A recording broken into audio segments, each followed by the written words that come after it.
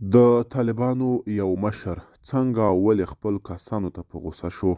د افغان نیوز قدرمن لیدونکو ستړي مشئ، وخت مو بخیر. په مکړی د نن ورځې تازه او مهم خبر ده. د طالبانو د چارو ادارې مشر د بیت المال له وسایلو د ناسمه استفاده نه کیږي. د طالبانو یو لوړرتبه چارواکي له خپلو کسانو غوښتنه کړې چې د بیت المال ساتنې ته پام وکړي.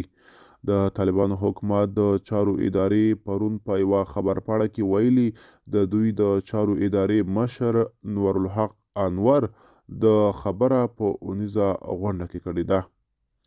د اعلامیې له مخې ښاغلي انور غوښتنه کړې چې د بیت المال وسایل او وسایط د شخصي چارو لپاره نه کارول کیږي. دا غوښتنه داسې وخت کیږي چې په ټولنیزو شبکو کې په خپرو شوي تصاویرو کې لیدل شوي چې دولتي موټرونه یا پاکستان ته په قاچاق روان دي یا هم په افغانستان کې دننه د ځینو طالب چارواکو لخوا د شخصي کارونو لپاره کارول کیږي.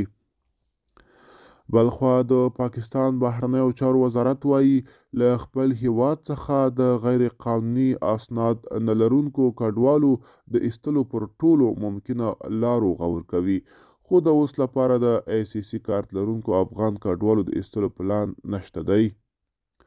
د یاد وزارت ویاندې زهرا ممتاز بلوڅ ویلي کله چې د دغو کارت لرونکو افغان کډوالو د ایستلو پریکړه وشوه نو اعلان به یې د اړوندو ادارو له لوري وشي. وړاندې پاکستان ویلي د اپریل پر 15مه به د ICC کارت لرونکو افغان کډوالو د ایستلو بهیر پیل کړي، خو اوس ترې په شا شو.